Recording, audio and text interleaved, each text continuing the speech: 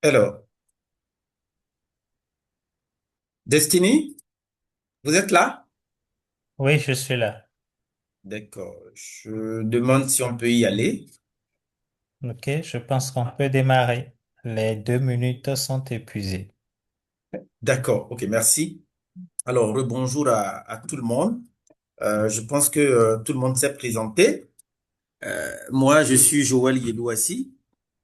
J'ouvrirai la caméra tout à l'heure hein, pour que vous voyez mon visage. Je suis Joël Yedouassi. Je suis actuellement au département Action contre département plaidoyer, mobilisation sociale et genre de Action contre la faim Côte d'Ivoire.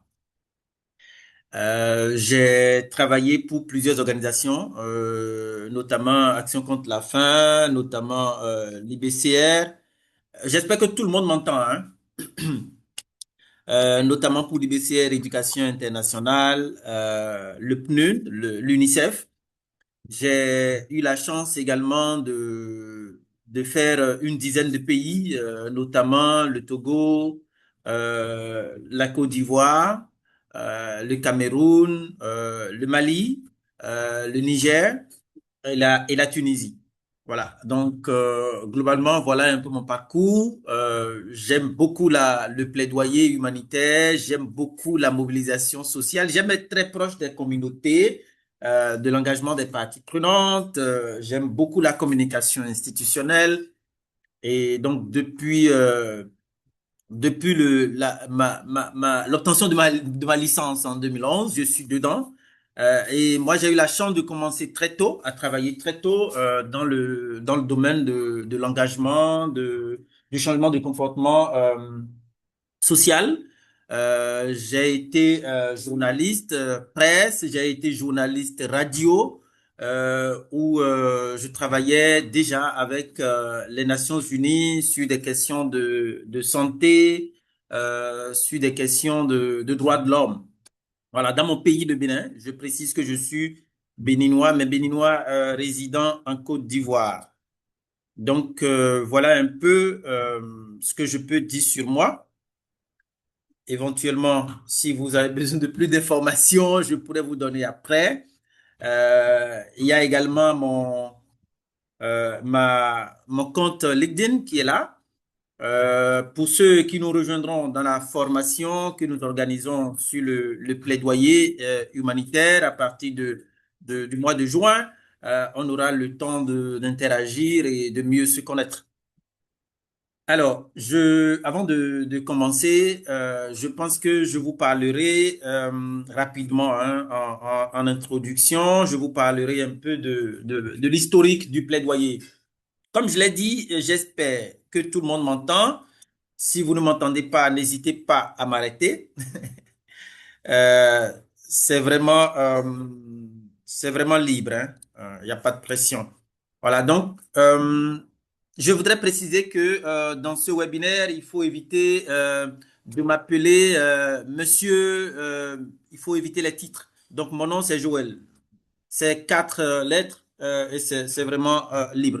Voilà. Donc, qu'est-ce que je disais? On parlait de l'historique du plaidoyer. Voilà. Vous allez entendre plaidoyer humanitaire, vous allez entendre plaidoyer. C'est la même chose, hein. C'est la même chose. Mais pour plus de précision, c'est important d'ajouter le plaidoyer humanitaire. Voilà. Parce que c'est en vue des actions humanitaires, c'est en vue du respect des droits de l'homme, c'est en vue du rétablissement, si vous voulez, de la dignité humaine. Voilà. Et nous faisons, c'est une approche que nous mettons beaucoup plus en œuvre dans les organisations humanitaires, dans les ONG locales ou internationales, etc. Voilà. Donc, c'est un thème qui est apparu hein, dans les années 1940, 1950 aux États-Unis, après la bataille de Solferino avec Henri Dunant, qui a été choqué par la violence de la guerre qui a fait beaucoup de victimes. Ça a été un siècle où déjà les Américains ont commencé, ont estimé, ont vu l'importance de défendre les droits de l'homme. Voilà, donc eux, ils ont commencé à parler du plaidoyer humanitaire. Euh, Ils ont commencé à... Attendez, il y a quelqu'un qui m'écrit, je lui réponds rapidement. Je lui réponds rapidement. Excusez, hein.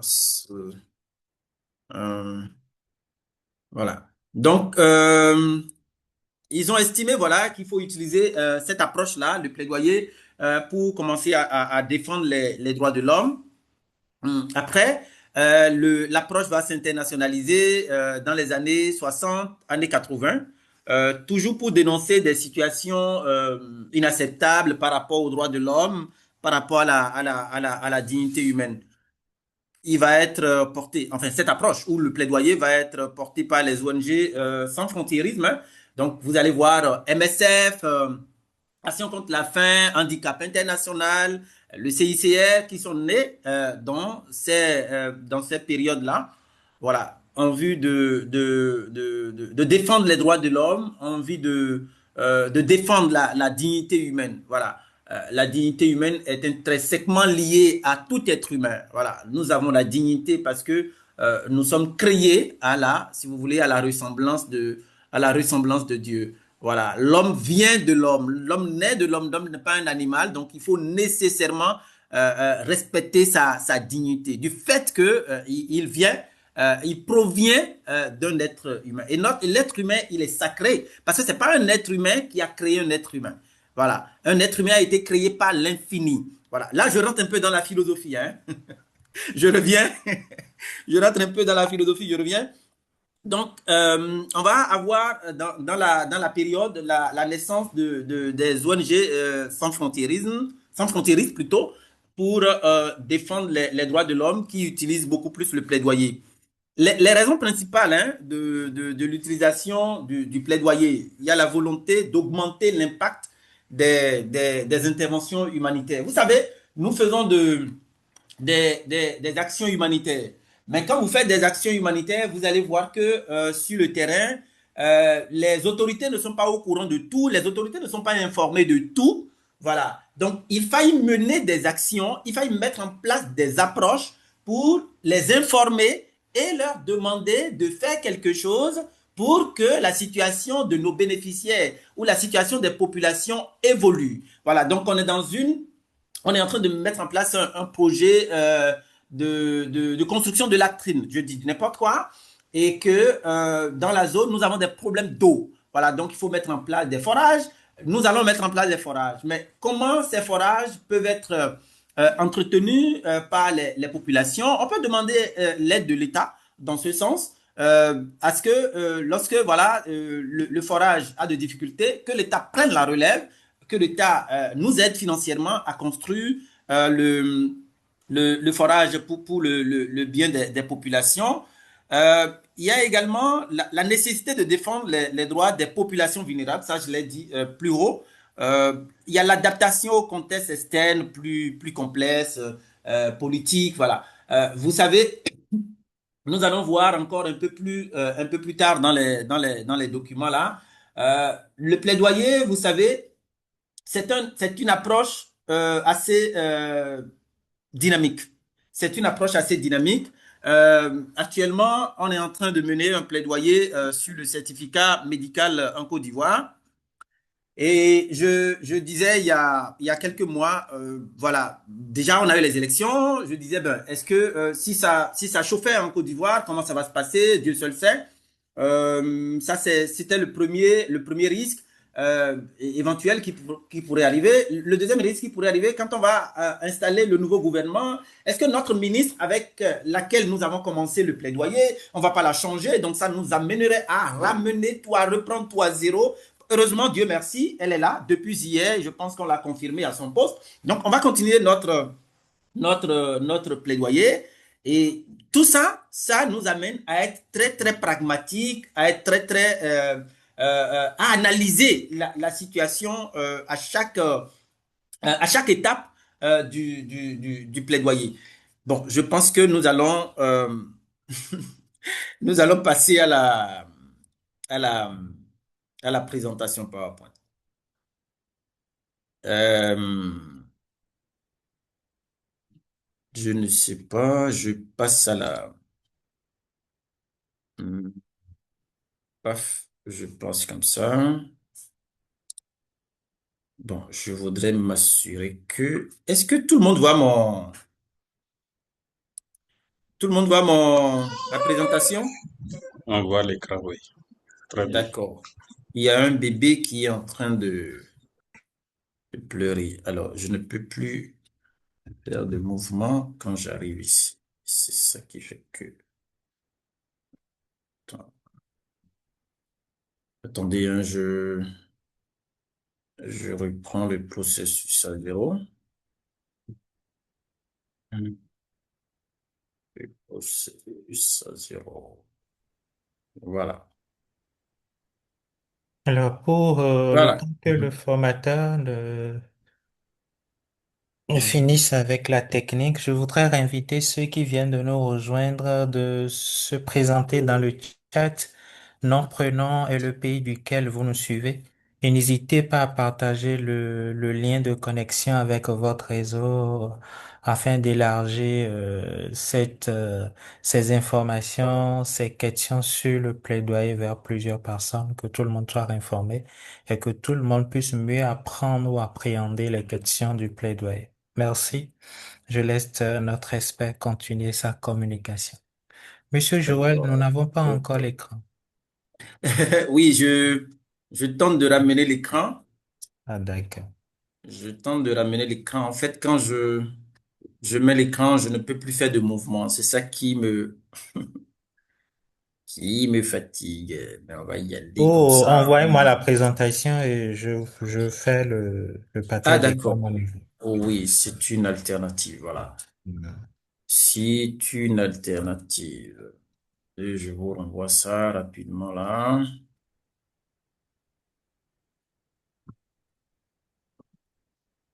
On voit la présentation. Hum.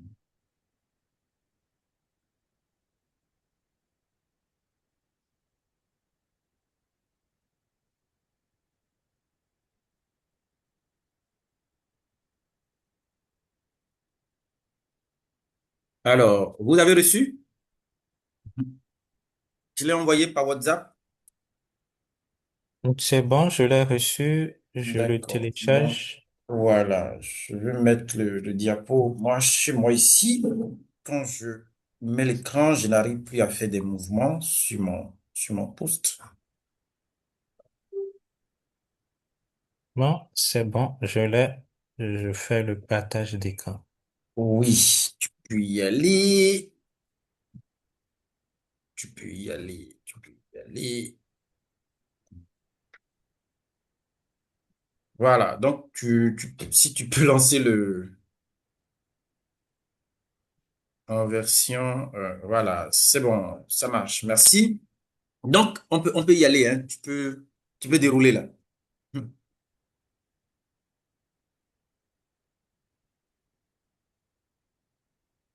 Tout le monde a mon écran? Oui, moi je vois, voilà. Ouais. Donc, la présentation, en introduction, on a parlé rapidement de l'importance de l'émergence du plaidoyer. On a parlé de l'historique du plaidoyer. Dans ce webinaire, spécialement, on va insister sur le concept, l'identification du problème, donc le processus jusqu'à à élaborer la stratégie et la mise en œuvre maintenant, l'exécution de notre stratégie de plaidoyer humanitaire. Allez-y.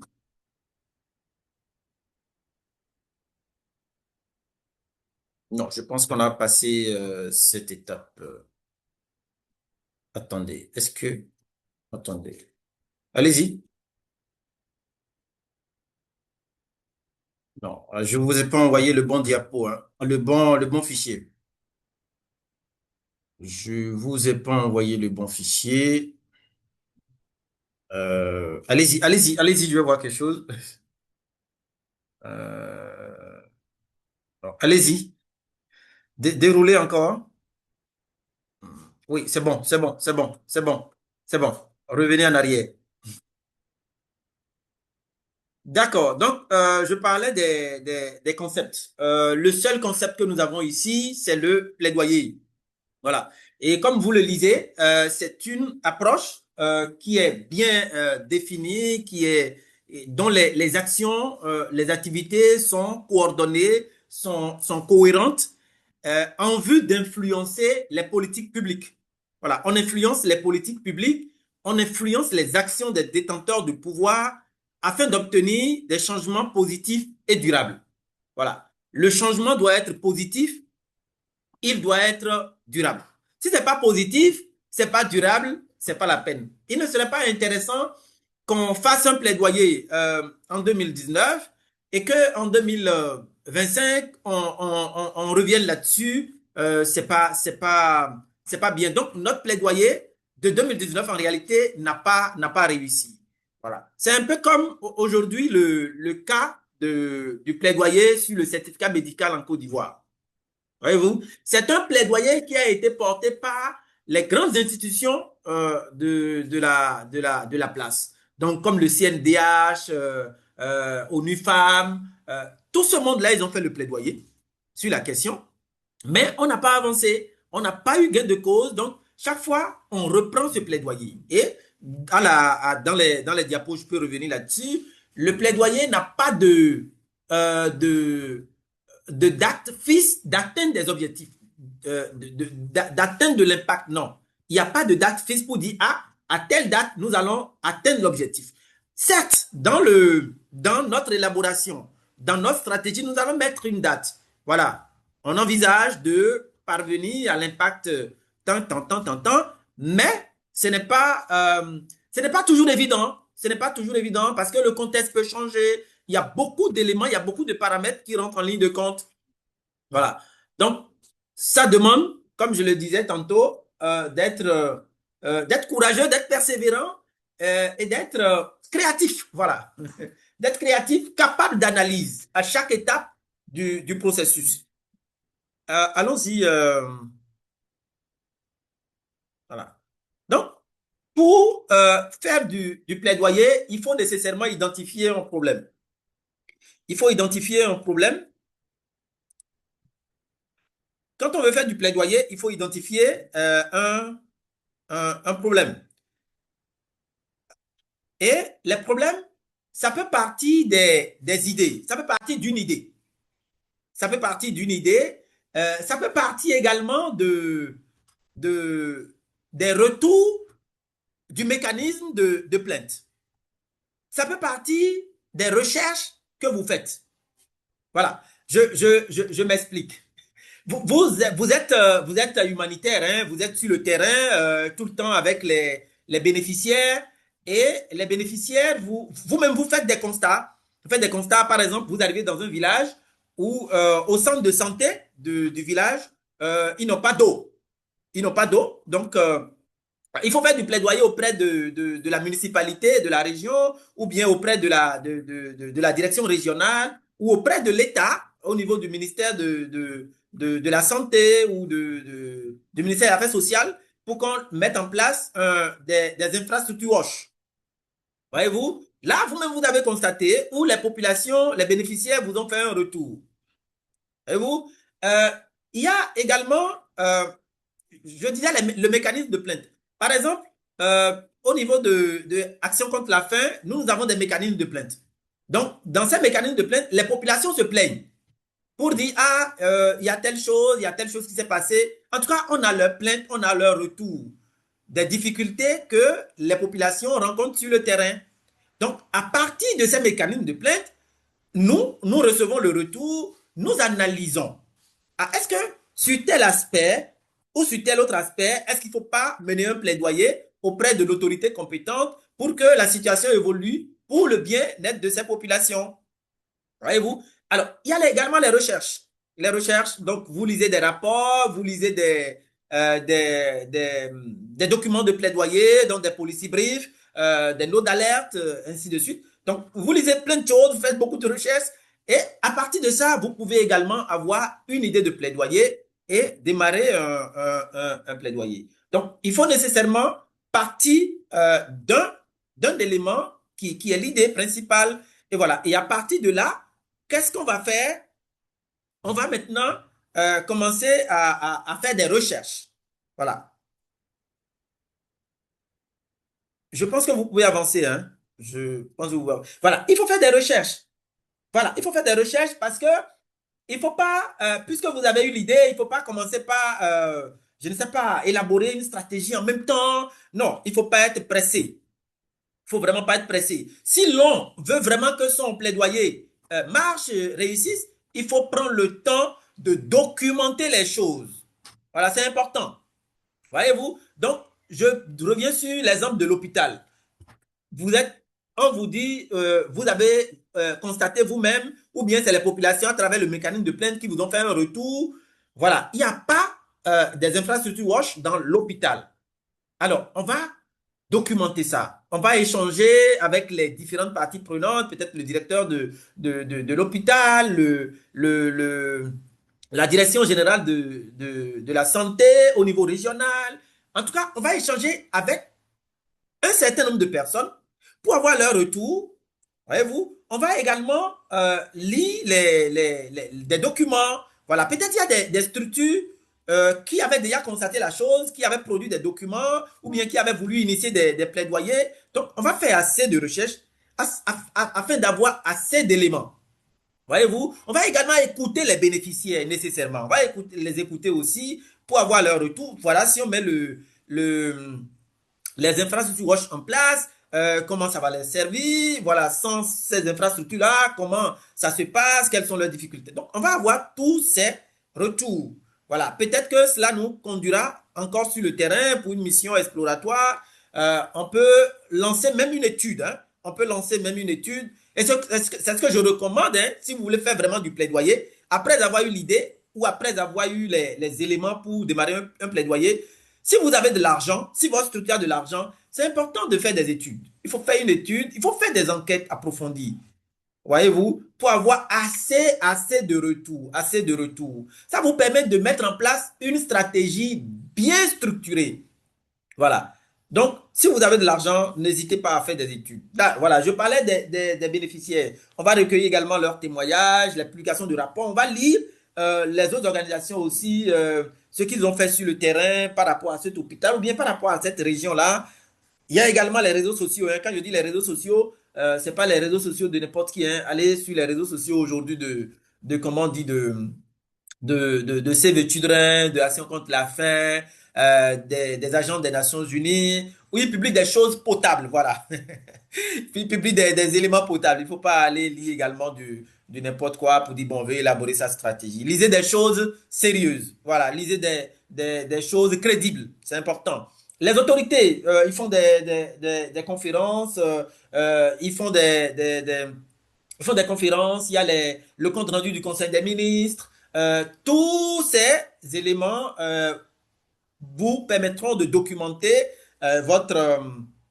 votre idée afin d'élaborer une bonne stratégie. L'Institut national de statistique, il ne faut pas l'oublier également parce qu'il faut avoir des données chiffrées. Il faut avoir des données chiffrées pour ne pas dire du n'importe quoi. Parce que dans l'exécution de la stratégie de plaidoyer, vous allez faire des killer facts. Voilà, des killer facts. Les killer facts, c'est souvent Oxfam qui l'utilise. Donc, c'est une stratégie en plaidoyer qui dit que l'on utilise des chiffres pour convaincre l'autorité en face. Au lieu de faire toute une littérature, parler beaucoup dans un document, on montre juste des titres, des chiffres à l'autorité pour dire, voilà, tel nombre de personnes qui est en souffrance. Voyez-vous? Donc, si vous ne faites rien là, ces personnes-là vont continuer à rester dans la souffrance, ce qui n'est pas bien. Voilà. Constat de fait anormal ou observation personnelle auprès des communautés, mécanismes de plainte, etc. On peut y aller, hein, monsieur. Voilà. Voilà. L'analyse de la situation. Donc, quand vous avez assez d'informations comme ça, vous avez assez d'informations parce que vous avez beaucoup fouillé, vous avez même fait des études, vous avez eu tous les retours. Maintenant, il faut faire comment dire, comment je vais dire, des, euh, il faut utiliser des outils importants comme, et ma batterie est déchargée. Attendez. Bah, c'est bon.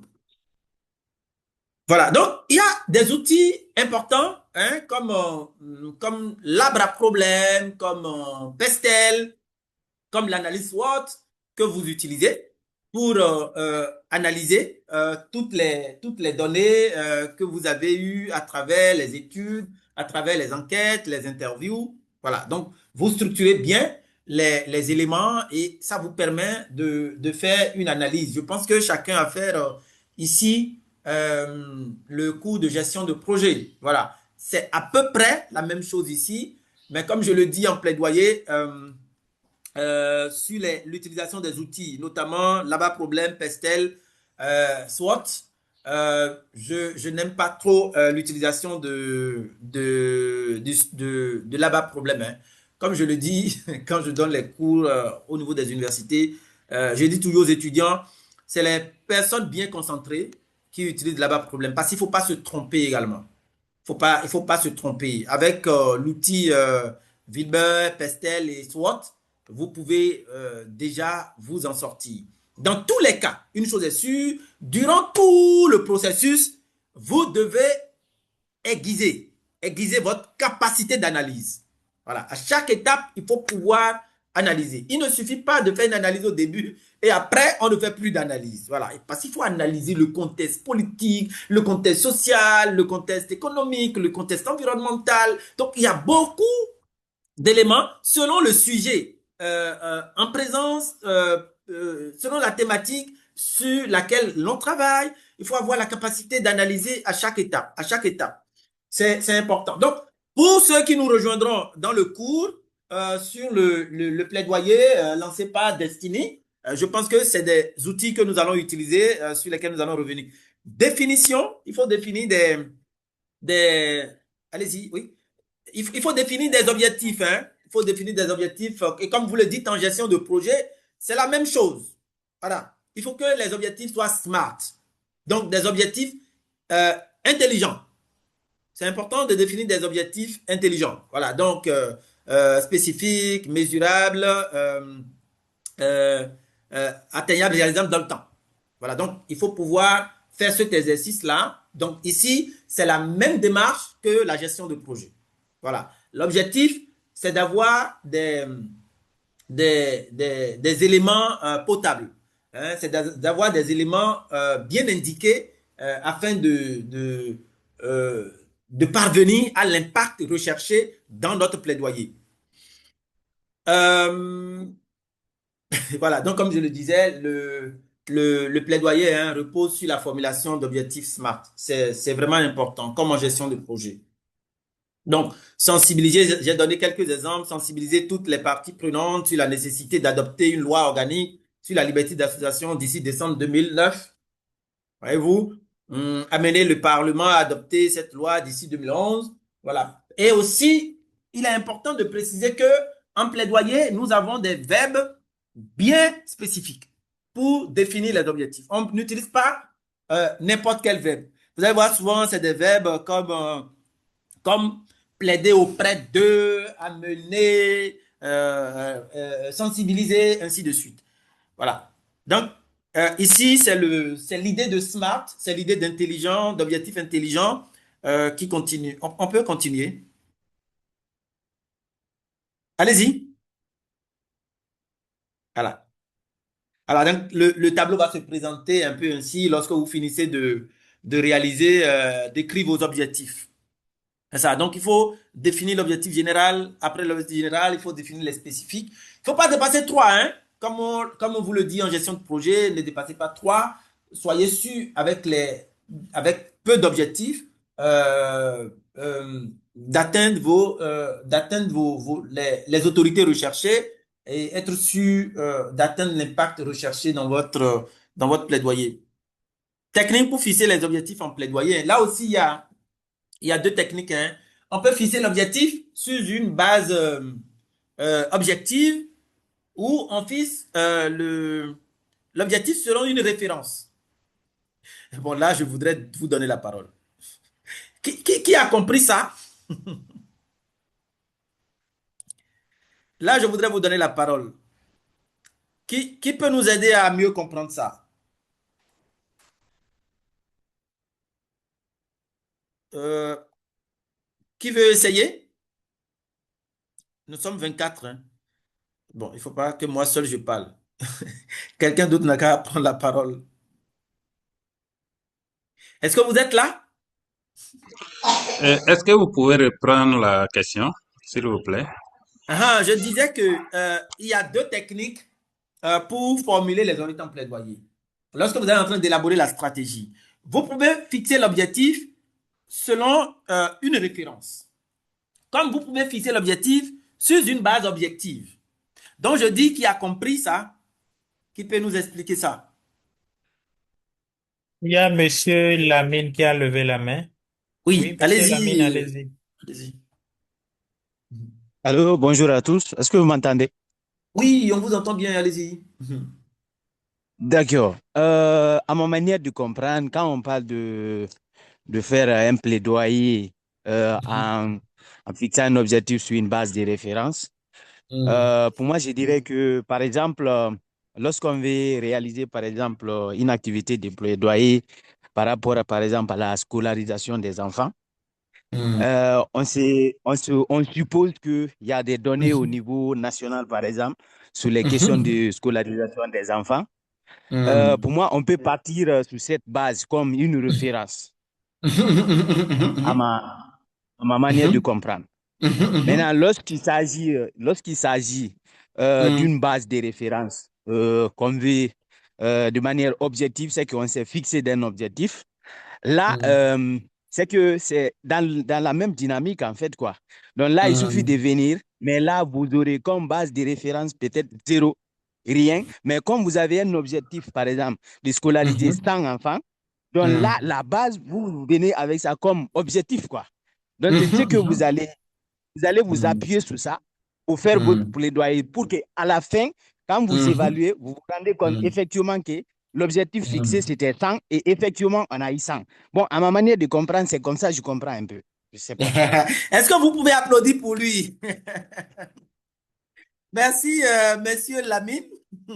Non, c'est ça, c'est ça. C'est votre compréhension, ça. Est-ce que tout le monde a compris ce qu'il a dit? Vous pouvez juste faire des pouces, hein? Oui, on a Il y a, compris, il y a compris. une autre main levée.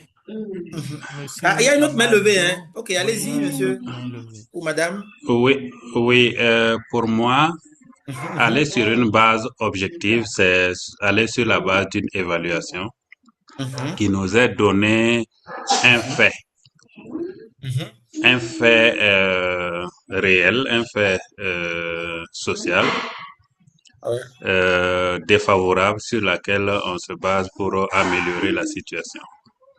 La D'accord. deuxième, fixée selon une référence, pour moi, par exemple, quand on prend par exemple les ODD, c'est une référence. Oui. On, on a la référence d'atteindre par exemple la scolarisation universelle en 2030. Et ça, c'est une référence sur laquelle on peut aller pour bâtir un processus de plaidoyer. Voilà comment moi D'accord. je comprends ça. Merci. D'accord. D'accord. OK. Alors, merci, hein. On peut applaudir pour lui aussi, hein. Alors, j'espère qu'il n'y a plus de main, hein. Dernière Voilà. main. Euh, Je il y ne a une sais pas dernière si on main. va la prendre Oui, au regard de oui, l'heure. bonjour à tous. On est en démocratie. Je, On n'a qu'à aller. D'accord. Oui, Monsieur Yves, allez-y. ok, merci pour la parole. J'irai Ouais. dans le même sens que mes prédécesseurs en disant que la différence, c'est que fixer les techniques pour fixer les objectifs en plaidoyer, c'est-à-dire fixer sur une base objective, c'est avoir des objectifs définis à partir des faits vérifiables, des faits mesurables. Ça peut être des données statistiques ou des résultats d'une étude, d'une évaluation, un diagnostic, des enquêtes. Comme par exemple, on peut proposer réduire de 30% par exemple le nombre Mhm. de villages sans accès à l'eau potable d'ici 3 ans. Là, c'est Mhm. vraiment sur une base objective. Par contre, Mhm. selon une référence et s'appuyer justement, comme mon prédécesseur disait, sur des stratégies nationales ou internationales, l'ODD, le PNDS et les politiques publiques existantes ou même les lois et les différents les différents règlements. Merci. D'accord. Voilà, on peut applaudir pour lui aussi, hein, il a dit vrai. Voilà, donc c'est un peu ça. Pour rejoindre le premier et le deuxième intervenant, le deuxième intervenant précisait que c'est à partir des recherches que l'on a fait précédemment quand on veut fixer sur une base objective. C'est clair, hein? On peut pas, quand on dit fixer sur une base objective, c'est pas que bon, tu te lèves de ton lit le matin et tu dis bon voilà, nous allons atteindre 50, 50 scolarisations de filles dans la région. Non, c'est pas ça. Comme je l'ai dit, vous avez eu le temps de documenter la question, de documenter la problématique. Voilà. Donc, c'est à partir de ces analyses-là, après ces recherches-là, que vous allez justement fixer l'objectif sur une base objective. Selon une référence, c'est comme vous l'avez dit, il faut s'appuyer sur les politiques publiques. Voilà. Qu'est-ce qui est là? Voilà. Donc, à partir de ce qui est là, bon, on dit à partir de... Donc, ils ont scolarisé, pour prendre toujours l'exemple de scolarisation des jeunes filles, ils ont scolarisé 50 jeunes filles. Donc, de 2019, de janvier 2019 à décembre 2019, ils ont scolarisé 50 filles. Voilà. Donc, nous, on veut démarrer un plaidoyer à partir de 2000. Voyez-vous? Donc, nous, on peut dire, non, voilà, nous allons scolariser 100. Voilà, donc on parle des données qu'ils ont pour fixer comment on dit, notre objectif. Donc c'est comme ça se passe. Il faut s'appuyer sur les politiques publiques existantes pour fixer, quand on veut fixer selon une référence. Alors, de toute façon, nous allons faire des exercices là-dessus, hein, pour ceux qui nous rejoindront dans la formation. Oui, Monsieur Léon, allez-y. Bon, on a déjà fait l'exercice. Allons-y, on va avancer. Alors, la définition des cibles et la connaissance des pouvoirs. Alors, je voudrais vous demander, euh, selon vous, quelle est la typologie des pouvoirs? Dans le plaidoyer, quelles sont les typologies ou la typologie de pouvoir dont nous pouvons tenir compte dans notre élaboration de la stratégie de plaidoyer? Quelqu'un veut prendre la parole? On est 25, donc on est passé de 24 à 25. Monsieur Lamine, oui, allez-y. Ok. À ma manière de comprendre aussi, hein, parce qu'il faut toujours aller sur la base de ça. Pour moi, je dirais qu'il y a trois. Voilà. Allez-y, on va voir. Il y a le niveau, voilà, il y a le pouvoir d'agir, ceux qui ont le pouvoir d'agir, et ceux qui ont le pouvoir de décider, et ceux qui ont le pouvoir de... Oh, il y a un troisième élément qui m'échappe là. Bon, c'est les deux quand même qui sont venus. Si l'autre revient là, ok, je vais. Donc, il y a la typologie décisionnelle, il y a la typologie d'action, ceux qui peuvent agir, et bref, c'est les deux qui sont venus. Désolé. Bon, d'accord, ok. Je pense que j'ai envie de laisser la question et de vous poser une autre question. J'ai envie de laisser cette question. Monsieur Lamine, vous êtes là? Monsieur Oui, Lamine, je est-ce suis que là, vous je êtes... suis là. D'accord. Oui, je Je suis voudrais là. vous poser une autre question. D'accord. Dans le plaidoyer, qui est la cible? Un plaidoyer, qui est La la cible? cible, Oui, un plaidoyer. ça dépend de la thématique. Pour moi, je Ah dirais bon? aussi, hein, ça dépend de la thématique. Si Quelles que on soient les vient... thématiques, les plaidoyers, et la cible, ce sont les décideurs, ceux qui veulent accepter prendre l'action. Qui parle? Quelqu'un lui a arraché la parole. Bon, ok. Bon, d'accord. Ok, Monsieur Lamine, vous avez écouté la personne qui a parlé? Oui, j'ai écouté et je suis d'accord avec lui. Parce qu'on fait toujours un plaidoyer envers des personnes qui ont le pouvoir décisionnaire. Donc, c'est toujours comme ça. Voilà. Voilà. Donc, en plaidoyer, la cible, ce sont les autorités, ce sont les décideurs. Voilà.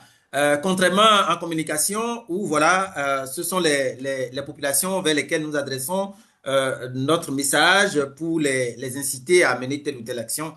Voilà. Donc, il y a une différence entre cible en communication et cible en plaidoyer. C'est des éléments sur lesquels on va revenir pendant la formation. Maintenant, je reviens sur la typologie des pouvoirs. Alors, de manière Pardon, simple. est-ce Oui. qu'on peut poser une question? Quand vous dites, quand vous limitez ça au pouvoir décisionnel, Mhm. bon, moi, c'est très, de façon profane, hein. Mhm. Oui, oui, allez-y. Quand on sait que ce n'est pas toujours les pouvoirs décisionnels qui ont le pouvoir d'achat, le Mhm. portefeuille, est-ce Mhm. que le plaidoyer aussi ne peut pas se faire à l'endroit Mhm. de ceux qui ont le pouvoir économique financier? Voilà, très bien. Donc c'est là où on s'en va, là, comme le disent les Ivoiriens. Ok, C'est là-bas où ok, on s'en va comme ça. Donc, je ok. parlais de la typologie des pouvoirs. Voyez-vous? Donc, il y a le pouvoir économique. Voyez un peu? Le pouvoir économique va rassembler les opérateurs économiques, ça va rassembler les directeurs des entreprises privées, voilà, tous ceux qui ont l'argent dans le pays là. Ça, il constitue le pouvoir économique. Voyez-vous? Il y a le pouvoir exécutif que nous connaissons tous. Il y a le pouvoir législatif que nous connaissons encore tous, donc qui va regrouper le Parlement et le Sénat, voilà, comme certains pays ont commencé à créer beaucoup de Sénats maintenant partout. Donc, il y a le Sénat et l'Assemblée nationale qui constituent le pouvoir législatif. Il y a le pouvoir coutumier. Donc, il va rassembler tout ce qui est tête couronnée, voilà, les leaders d'opinion dans les localités, voilà, la chefferie traditionnelle, le pouvoir coutumier rassemble tout ce monde. Il y a le pouvoir académique. Voilà, donc le pouvoir académique, nous allons voir surtout les universitaires. Ces universitaires qui produisent beaucoup de documents, qui font beaucoup de recherches. Donc, avec eux, un partenariat avec eux, lors d'un plaidoyer, peut nous aider parce que ça nous aidera à avoir des données, des données chiffrées peut-être pour pouvoir illustrer ce que nous disons, pour pouvoir présenter comment dire, notre plaidoyer auprès de l'autorité. Donc, vous voyez, nous avons environ au moins 6 pouvoirs. Donc, selon les cas, euh, on va faire référence à tel ou tel pouvoir. Voilà. Ce n'est pas systématique de faire recours à tous les pouvoirs. Non. Voilà. Mais une chose est sûre, on ne peut pas s'en passer du pouvoir exécutif. Et dans un environnement, dans une situation que je dirais très proche, on ne peut pas également se passer du pouvoir législatif. Ça dépendra vraiment de l'autre là, de la thématique, ça dépendra des besoins des populations. Donc, c'est en fonction de ça, ça dépendra de la stratégie que nous avons mis en place. On fera recours à tel ou tel pouvoir. Voilà, donc c'est important de connaître la typologie des pouvoirs euh, dans le plaidoyer. Ça vous va, ça vous convient? Est-ce que vous êtes là? Faites des pouces. Propre, comme on le dit la jeunesse, propre. Gloire à Dieu. Il faut repérer les groupes et acteurs clés qui peuvent réaliser le changement, ces cibles principales, primaires ou secondaires. Hein. On va parler également de cibles de premier degré, de second degré, voilà, doivent faire l'objet d'une analyse afin de comprendre leur attitude, leur pouvoir, capacité d'influence, croyances et motivation, tout ça. Il y a un outil que nous utilisons pour faire cette étude-là, pour faire la cartographie, pour faire l'analyse de ces parties prenantes. Voilà, parce que les pouvoirs aussi sont des parties prenantes hein, du plaidoyer. D'ailleurs, c'est eux qui décident, hein, c'est eux qui décident et c'est eux qui vont mener l'action pour que les populations aient gain de cause. Voilà. On va évoluer. On va évoluer. Voilà, donc on arrive à la mise en œuvre, hein, on arrive à l'exécution de notre stratégie de plaidoyer. Voilà, donc comme, comme vous le savez, parce que je sais que vous le savez, il faut faire des messages il faut faire des messages convaincants. Il faut faire des messages convaincants, bien précis, bien concis, voilà. En fonction de ce que nous recherchons, en fonction de l'action que nous voulons que les autorités mènent ou fassent, il faut élaborer des messages adaptés. Voilà. Il faut constituer une équipe de pilotage du plaidoyer. Voilà. Il faut constituer une équipe de pilotage du plaidoyer. C'est important. Et dans cette équipe, selon mes expériences, je vous dirais qu'il faut mettre des personnes qui sont patientes ou des personnes qui sont pondérées, pas des personnes agitées. C'est important, hein? J'ai participé à en Côte d'Ivoire ici, hein, je cite le pays, mais je ne cite pas la structure. On a conduit un plaidoyer un jour et comme d'habitude, c'était un lobbying. Quand on va dans les lobbying, dans les rencontres B2B avec les autorités, on fait toujours une rencontre en amont, on échange, qui va prendre la parole là-bas, on va dire quoi. En tout cas, on fait une réunion pour que ça se passe bien là-bas. Donc, comme d'habitude, on a fait la réunion. Et voilà, on se retrouve devant l'autorité et le porte-parole prend la parole. Excusez le pléonasme, hein. Le porte-parole commence à parler, il parle. Il finit maintenant. Non, il n'a même pas fini. Il était en train de parler quand une membre de l'équipe de pilotage le coupe net. Voyez-vous, il y a le directeur de la structure là, il y a les directeurs centraux, il y avait quand même un parterre d'autorité. Elle coupe le porte-parole et dit non, c'est pas ce qu'on a dit. C'est pas ce qu'on a dit. Tu dois dire ceci, tu dois dire cela, tu dois dire ceci. Devant l'autorité, hein, devant l'autorité. Alors, qu'est-ce qui s'est passé? Le directeur général s'est levé discrètement. Il est rentré dans son bureau. Donc, il nous a laissé avec les directeurs centraux là. Et voilà, on a continué la réunion. Voyez-vous. Alors, j'ai bien envie de vous demander, que pensez-vous de l'attitude, par exemple, de cette dame-là? Voyez-vous, il faut de la... elle pouvait attendre. Parce que après, on va faire une autre réunion pour voir ce qui a marché, ce qui n'a pas marché, afin d'ajuster pour les prochaines rencontres. Ou elle peut discrètement envoyer un papier au porte-parole pour dire « Ah, il faut ajouter ceci, on a dit ceci. » Ou même aujourd'hui, nous avons WhatsApp. Pendant des réunions avec des collègues, quand le collègue qui est en train de présenter ou la collègue qui est en train de présenter, je ne sais pas, fait des erreurs ou ne précise pas certaines choses, on peut lui envoyer rapidement un message WhatsApp. C'est plus discret. Mais voyez-vous, elle a plombé, si vous voulez, notre plaidoyer. Elle a gâté notre plaidoyer devant l'autorité. Parce que l'autorité principale qui doit nous écouter, elle est partie, cette autorité-là. Maintenant, on nous a laissé avec les secrétaires de direction, entre griffes, les petits directeurs là. Et voilà, on va se débrouiller avec ça. Et ce n'est plus sûr que le plaidoyer réussisse auprès de ce directeur-là, auprès de cette direction-là. Tout simplement parce que le directeur peut vous juger moins crédible, peut vous juger non sérieux. Vous n'êtes pas sérieux, vous n'êtes pas crédible, c'est fini, le directeur ne va plus vous écouter. Donc, c'est des choses, il faut prendre dans l'équipe de pilotage quelqu'un qui est, comment dire, quelqu'un qui est bien. Oui, quelqu'un qui est bien, quelqu'un qui n'est pas agité. Voilà. Parce qu'il faut savoir, en situation critique, il faut savoir vraiment parler, il faut savoir agir. Voilà, on ne dit pas tout, c'est important. Surtout quand on est devant l'autorité. Voilà, il y a des attitudes qu'il faut éviter, c'est important. Voilà. Donc, il faut constituer des alliances, hein, faire des partenariats pour renforcer la portée du plaidoyer, partager les responsabilités, partager les ressources. Dans un plaidoyer où j'ai eu la chance de constituer des alliances, on a partagé les responsabilités. Par exemple, l'UNICEF m'a dit, OK, tout ce qui est visuel, tout ce qui est création de contenu, production de contenu, nous, UNICEF, on prend. Voyez-vous, nous, UNICEF, on prend.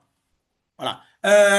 Une autre agent des Nations Unies, comme l'OMS, m'a dit, OK, nous, On vous met à disposition la logistique, notamment nos salles pour toutes les réunions. Vous pouvez venir chez nous, ainsi de suite.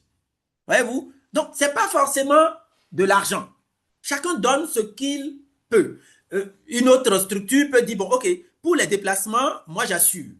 Moi, j'assure les déplacements parce que j'ai un peu de... J'ai une ligne de déplacement sur les questions de plaidoyer liées au DSSR ou liées à la thématique dont vous parlez. Donc, moi, je peux vous donner un peu d'argent pour les déplacements. Donc, chacun apporte sa pierre à l'édifice. Vous connaissez l'Aja Troué du Bénin? Vous avez entendu parler de l'Aja Troué? Est-ce que vous êtes là? Oui, nous sommes Là, là. oui, nous sommes là.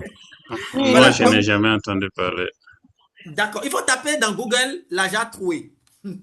Donc, c'est une jarre qui est trouée, hein, comme le nom l'indique, et on invite chacun à mettre son petit doigt pour boucher les trous. Voyez-vous, afin que la jarre garde le contenu. Voyez-vous? Donc, c'est une image comme ça lorsque nous mettons en place des alliances, des partenariats en plaidoyer. Chaque ONG, chaque organisation prend ce qu'elle peut selon ses lignes disponibles pour aider à atteindre les objectifs du plaidoyer.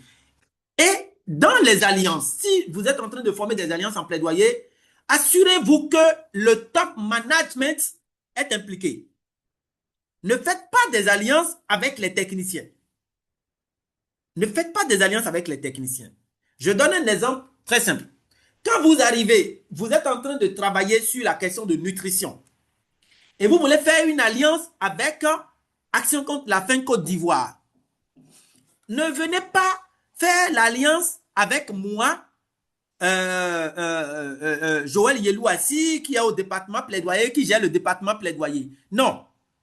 Cherchez à adresser un courrier officiel au directeur pays pour demander cette alliance-là. En tout cas, travaillez ou bien veillez à ce que le top management soit informé, soit impliqué. Parce qu'après, lorsque il n'est pas impliqué, après il peut dire bon mais ça ne nous intéresse pas, hein, c'est pas une priorité, et voilà, et il quitte le plaidoyer. Et quand il quitte l'alliance, c'est compliqué. C'est compliqué en ce sens que leur départ peut agir sur d'autres membres de la coalition. Voyez-vous? Donc, telle personne est partie. Vous connaissez la psychologie humaine, hein? Elle est assez faible parfois. L'autre est parti, ok, moi aussi je vais partir. L'autre est parti parce que non, le plaidoyer ne va jamais marcher. L'autre est parti parce que non, c'est pas une organisation sérieuse qui porte le plaidoyer. Et ça va commencer comme ça, les autres vont commencer à partir. Donc, au départ, pour éviter tous ces conflits, toutes ces incompréhensions, après, il faut impliquer dès le début de la coalition le top management. Qu'il soit informé que son organisation adhère à une coalition et qu'il soit d'accord. S'il n'est pas d'accord, ce n'est pas la peine de les mettre dedans. Parce qu'après, ça va créer des incompréhensions. Là, je parle vraiment sur la base de mes expériences. Voilà. Évaluer très souvent les actions que vous menez. Dans tous les cas, lorsque vous avez élaboré la stratégie, vous avez déjà mis en place les indicateurs. Vous avez déjà mis en place les indicateurs. Donc, selon chaque action, il faut suivre ces indicateurs-là. Est-ce que les indicateurs évoluent? Est-ce que ça nous permet d'atteindre ça va nous permettre d'atteindre l'impact de notre plaidoyer. Donc, il faut faire des réunions de temps en temps pour revenir là-dessus, ainsi de suite. Et pouvoir faire des réajustements aux besoins. Monsieur Léonce, voilà. Alors, donc, influence, communication stratégique et lobbying essentiel, hein, à chaque étape. Il faut communiquer, hein, en plaidoyer, il faut communiquer. Il faut communiquer, il faut utiliser les moyens de communication que nous avons, hein. Il faut utiliser donc la presse écrite, la radio, la télé. Il faut, comment dire, il faut utiliser aujourd'hui les réseaux sociaux. Il faut utiliser les réseaux sociaux. Pour ceux qui nous rejoindront dans la formation, on va parler du plaidoyer online. On va parler du plaidoyer en ligne et comment ça se passe. Selon mes expériences, je pense que quand j'étais à Lomé, il y a une députée qu'on cherchait et on a retrouvé cette députée-là grâce à Twitter. En ce temps-là, c'était encore Twitter. Donc, on l'a retrouvée et c'est une dame qui publie beaucoup sur Twitter. Donc, on l'a su, on l'a su, on l'a su, on lui a écrit et par ce biais-là, on a pu la contacter, on a pu rentrer en contact avec elle et elle nous a beaucoup aidé pour la suite. Voilà, elle nous a beaucoup, beaucoup aidé pour la suite. Donc, les réseaux sociaux, il ne faut pas les négliger, notamment X aujourd'hui et Facebook. Facebook est généraliste. Donc, les autorités les plus haut gradées, qui sont dans les bureaux climatisés, qui ne sortent jamais, sont sur Facebook aussi. Voyez-vous? Donc, vous pouvez l'utiliser. euh, Twitter, pardon, X et Facebook, vous pouvez beaucoup les utiliser pour communiquer sur le plaidoyer. Maintenant, toujours sur la base de mes expériences, faites très attention en Afrique. Faites très attention en Afrique. En Afrique, quelle est la sociologie en Afrique? En Afrique, la sociologie, l'autorité est un, comment dire, l'autorité est un roi. L'autorité est un roi. Voyez-vous? Et le roi n'aime pas qu'on lui perde la tête. Non, aucun roi ne souhaite, aucun chef de famille d'ailleurs, aucun chef de famille d'ailleurs ne souhaite qu'on lui perde la tête. Voyez-vous? Donc, moi, je n'ai pas, comment dire, je n'ai pas de poisson dans ma sauce. Et toi, tu vas te permettre le luxe d'aller dire ça à la place publique, d'aller dire ça aux voisins que moi, je n'ai pas comment dire, de poisson dans ma sauce. Pourquoi ne pas venir me voir directement pour savoir pourquoi je n'ai pas de poisson dans ma sauce? Je veux que tu parles avec moi directement, que d'aller communiquer, d'aller faire des communications publiques pour que tout le monde sache que j'ai tel problème. Donc, le roi en Afrique veut qu'on aille dans son palais et qu'on discute avec lui, qu'on échange avec lui et qu'ensemble on trouve des solutions. Voyez-vous? Donc, dans le plaidoyer, dans l'exécution de la stratégie, il faut beaucoup privilégier le lobbying. Privilégier beaucoup le lobbying. Donc, les rencontres B2B avec l'autorité. Voyez-vous? Donc, les lobbying, il y a je pense qu'il y a les lobbying qu'on appelle, il y a deux types de toute façon. Il y a le bottom et le top-down. Il y a le top-down. Je pense qu'on a fini, monsieur Léonce. On a fini, c'est bon. Donc, je disais que dans le lobbying, il y a le top-down. Donc, on peut commencer par le haut et arriver en bas. Et il peut arriver que l'autorité n'a pas le temps. Voyez-vous? Donc, vous envoyez des courriers, vous appelez, peut-être ça ne marche pas. Et finalement, l'autorité même peut dire, bon, rencontrez le secrétaire général de la direction ou bien le secrétaire général du ministère, ainsi de suite. Je suis en train de faire un plaidoyer actuellement et l'autorité ne nous a jamais reçus. Hein. Il dit tout le temps, rencontrer mon adjoint, on rencontre l'adjoint, on lui fait. Mais aujourd'hui, on est en train de travailler pour rencontrer Madame la ministre directement.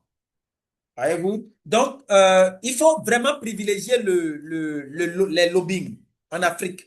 Voilà, parce qu'il faut vraiment tenir compte, comme je le dis, de la sociologie. Et en Afrique, il ne faut pas oublier que beaucoup d'entre nous, il y a ce que j'appelle l'héritage colonial. Beaucoup d'entre nous sont susceptibles. On est trop susceptibles. Voyez-vous? On est trop susceptibles. Donc, il faut tenir compte de cette sociologie-là, de ces réalités-là, si l'on veut vraiment que son plaidoyer réussisse. Voilà. Mettre en avant les évidences. Il faut mettre en avant les évidences quand vous êtes en train de plaider. Voilà. Donc, les évidences, c'est les témoignages, c'est les données chiffrées, c'est les contenus que vous produisez. En tout cas, ayez beaucoup d'éléments, beaucoup d'évidences, beaucoup de données, que ça soit images, que ça soit vidéo, que ça soit des chiffres. Il faut avoir assez comment dire, assez d'évidences à présenter à l'autorité. Ça convainc naturellement. Ça convainc naturellement l'autorité que lorsque, bon, vous tenez des discours dithyrambiques, des discours académiques ou des discours oiseux qui ne comportent aucun élément qui peut convaincre. Non, non, le plaidoyer, c'est pas de la littérature.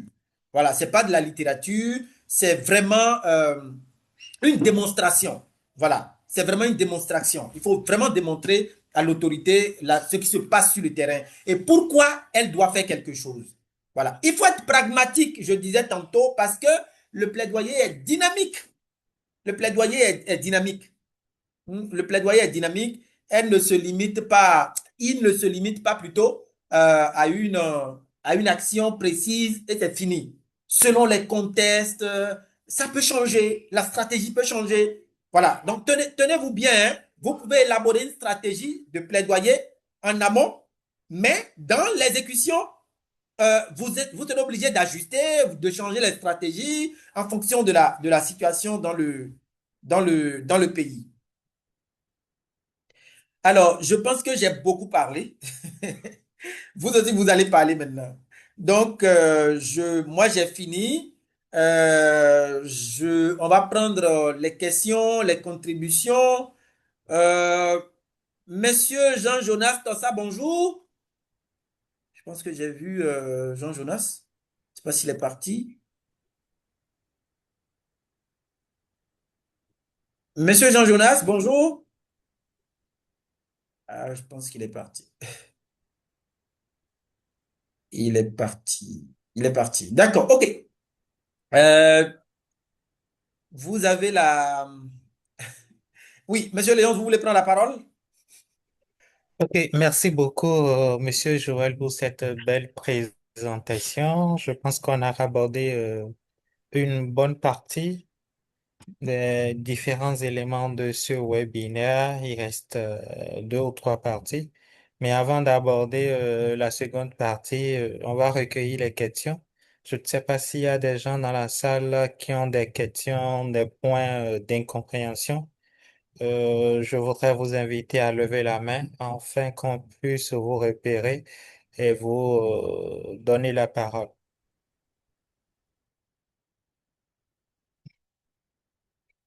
Est-ce qu'il y a des participants qui sont dans la salle et qui souhaitent poser des questions? Bon, même si c'est une contribution, c'est bon, hein? Des questions ou des Ouais. contributions, on reste ouvert.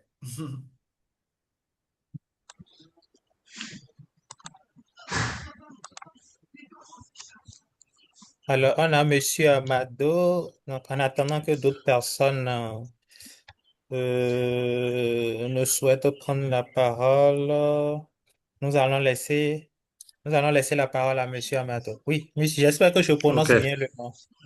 Oui, c'est exactement Désolé. comme ça. Ok. Et donc, Oui. Monsieur Joël a Mhm. parlé de la complexité de considérer les chefs en Afrique, Mhm, qui ont une certaine susceptibilité qu'on ne doit pas transgresser. mhm, Et ça, c'est évident, c'est juste. Et moi, je voudrais votre expérience sur la mobilisation mhm, des responsables administratifs. Quand je mhm, dis responsable administratif, mhm, c'est mhm, généralement les directeurs de services, les directeurs mhm, de région, les mhm, préfets. Bon, en mhm, fait, c'est premier responsable du niveau exécutif déconcentré. Vous mhm, voyez? mhm, mhm. Oui. Alors, ils sont les responsables et les bénéficiaires de souvent de nos actions. Mhm, Et souvent sans eux, mhm, notre action n'a pas trop de force. mhm, Ou en tout cas, on a l'impression qu'on est en train de faire à leur place, alors que souvent, mhm, l'objectif, c'est eux de les amener à se renforcer pour pouvoir mhm, justement prendre en main leur mhm, développement. Mais selon en tout cas mon expérience d'acteur mhm, non plaidoyer, il est souvent mhm, très difficile de les engager dans une action mhm, de plaidoyer. mhm,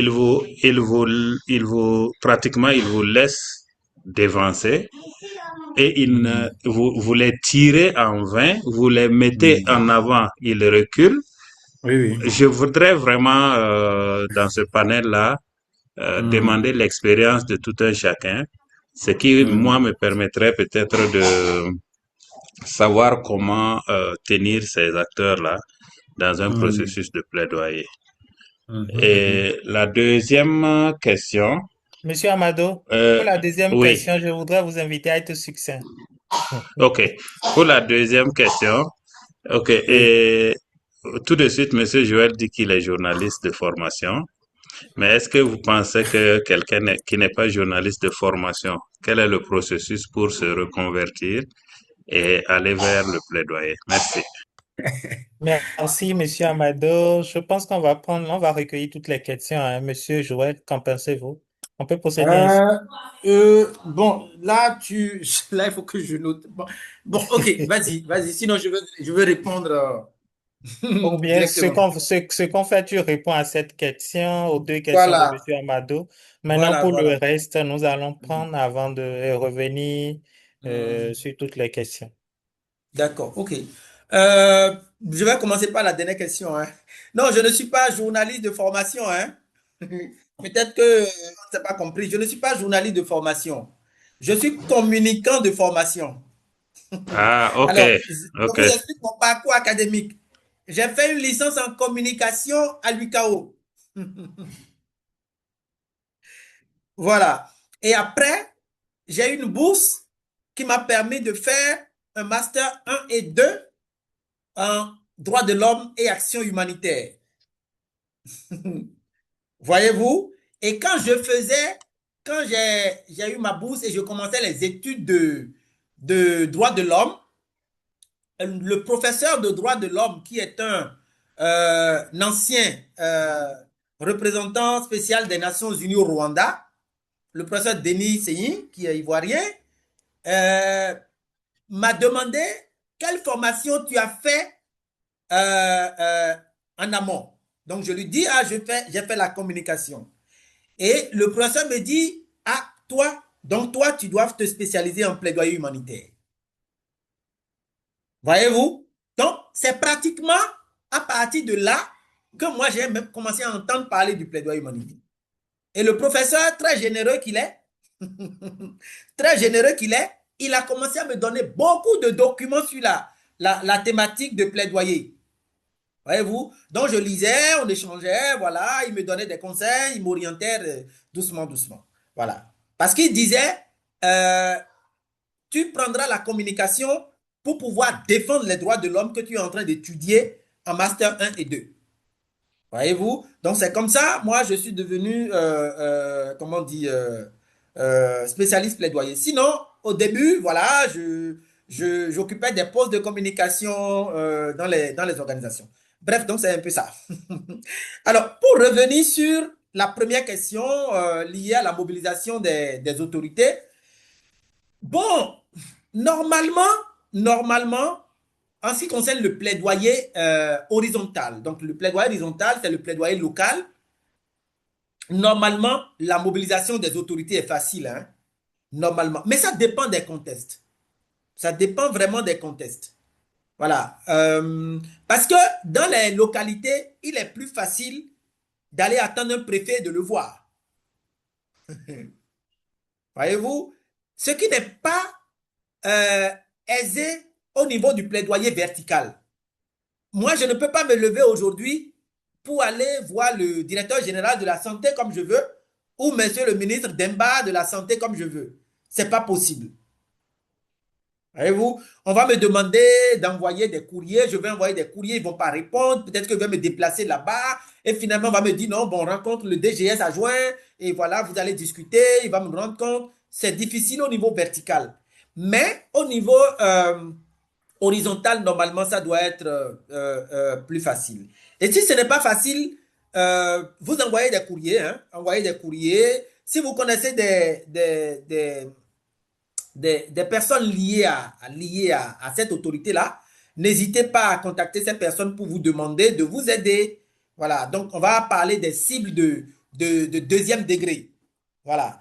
lorsque nous allons faire la formation, c'est des choses sur lesquelles nous allons revenir. Les cibles de second degré, ce sont toutes ces personnes liées à l'autorité, même sa femme, son gardien, son cuisinier, ses enfants, y compris. Voyez-vous, ses collaborateurs les plus proches. Donc, si vous en connaissez, posez-leur le problème, dites-leur de vous aider à rencontrer l'autorité. Autrement, levez-vous un matin, allez vous asseoir au secrétariat particulier. Déjà à 7 heures, soyez là-bas. L'autorité va finir par venir. Vous allez, je ne sais pas, chercher à lui parler rapidement. Maintenant, l'autre opportunité aussi, il y a des rencontres. Il y a des rencontres. Participez à ces rencontres-là et cherchez à rencontrer l'autorité. Voyez-vous, ça peut être un séminaire, ça peut être une conférence de presse, ça peut être le lancement d'un projet. Profitez pour rencontrer l'autorité. Donc, en fait, suivez l'autorité de très près. Guettez les plateformes, les endroits où l'autorité passe et cherchez à lui parler.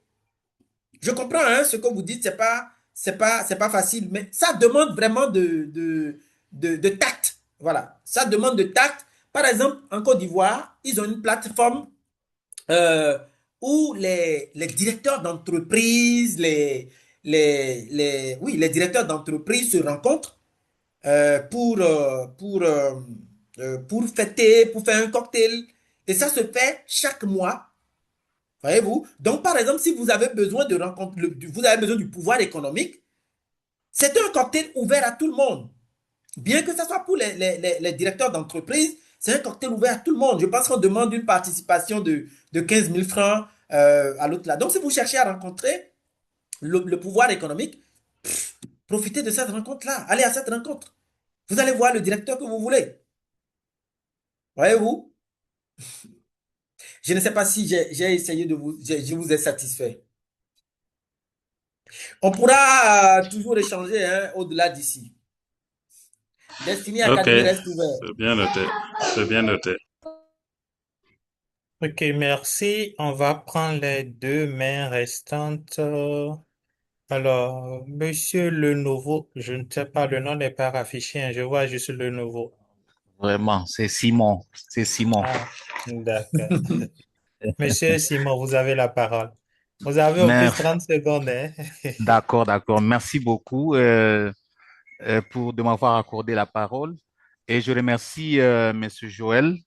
Euh, En fait, moi, je travaille dans le département de suivi et évaluation de programmes de lutte contre le VIH en RDC. Mhm, Alors, j'ai juste deux questions par rapport à la présentation ici.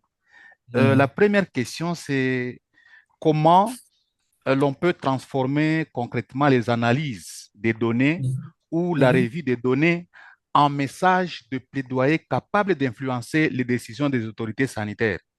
mhm, La deuxième question, euh, aujourd'hui, vous nous avez présenté quelques outils utilisés mhm, en plaidoyer, mais mhm. si aujourd'hui vous devriez recommander un outil prioritaire pour démarrer un plaidoyer basé sur les données, lequel serait-il?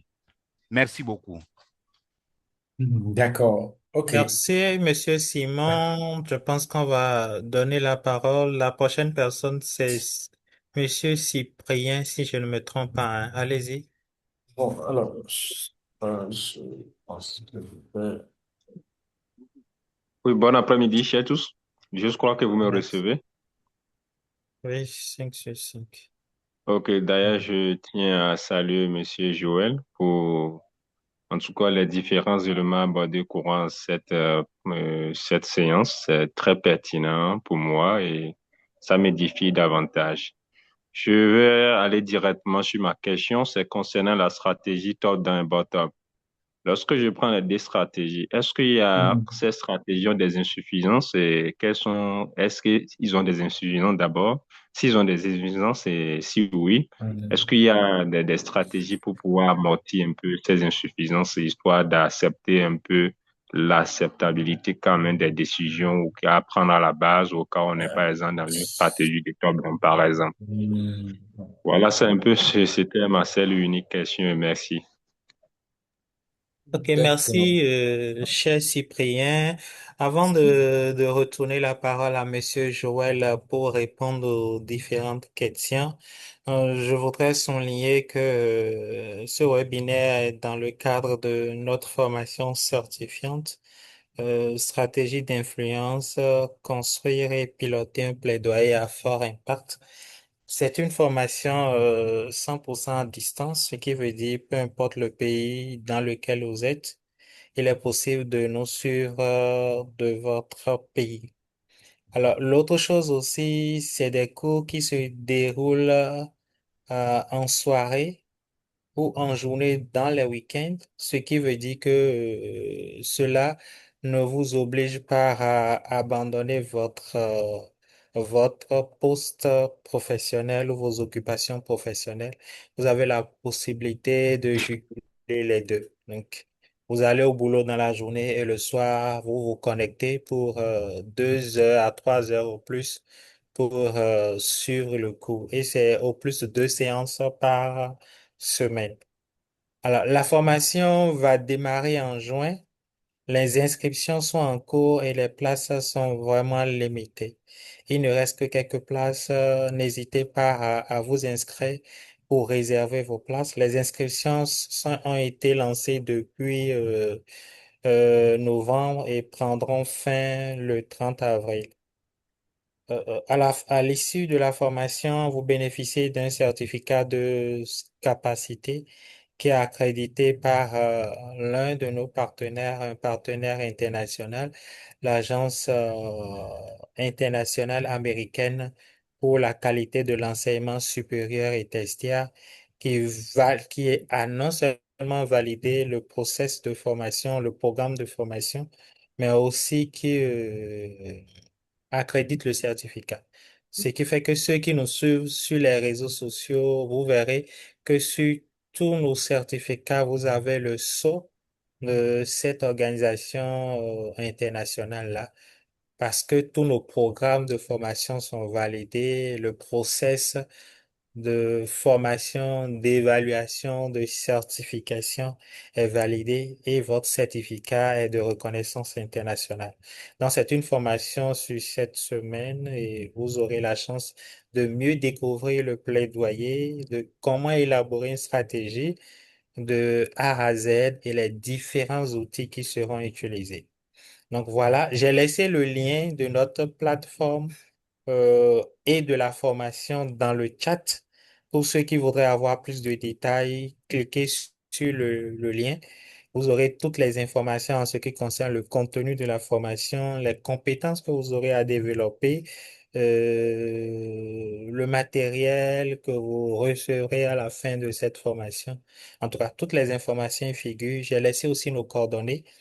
Qui est le téléphone plus 229 56 26 26 35 et notre adresse mail contact arobase destinyacademypro.com. Je suis certain que Monsieur Joël pourrait revenir sur certains points concernant la formation en répondant aux différentes questions. Alors, avant d'aborder le troisième point, la formation, non, je pense que c'est bon. Alors, il est quand même important, hein, Monsieur Joël, avant de te laisser la parole, je vais revenir rapidement sur l'académie pour permettre à ceux qui nous suivent pour la première fois de savoir c'est quoi l'académie, c'est quoi Destiny Academy Pro plutôt, et ensuite tu vas répondre aux différentes questions et on va clôturer la séance. Qu'en penses-tu? Oui, c'est bon, c'est bon. Let's go. Super.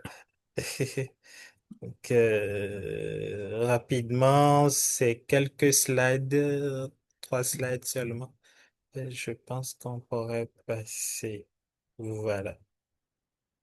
Alors, pour ceux qui sont là pour la première fois, il faut déjà noter que Destiny Academy Pro, c'est un centre d'excellence et de leadership dédié au métier de l'humanitaire et du développement international. Et comme je l'ai dit, il y a quelques instants que le centre est accrédité. Non seulement le centre est accrédité accrédités, mais tous nos programmes de formation sont accrédités par l'agence. Et c'est deux accréditations différentes. Mais nous avons eu la chance, au regard de la qualité du travail, du profil de nos formateurs et de notre process de formation et de certification, de bénéficier de ces deux accréditations qui sont renouvelées chaque année à travers un nouveau processus d'évaluation. Alors, notre mission, c'est permettre à chaque individu, à chaque organisation d'atteindre son plein potentiel grâce à un accompagnement personnalisé, inclusif et ancré dans les réalités du terrain. C'est ce qui, donc, nous n'accompagnons pas seulement les individus, même les organisations. Si vous êtes un chef de mission, vous êtes un responsable d'une organisation, d'une agence, n'hésitez pas à nous contacter si vous avez besoin de renforcement de capacité de votre équipe, de vos employés.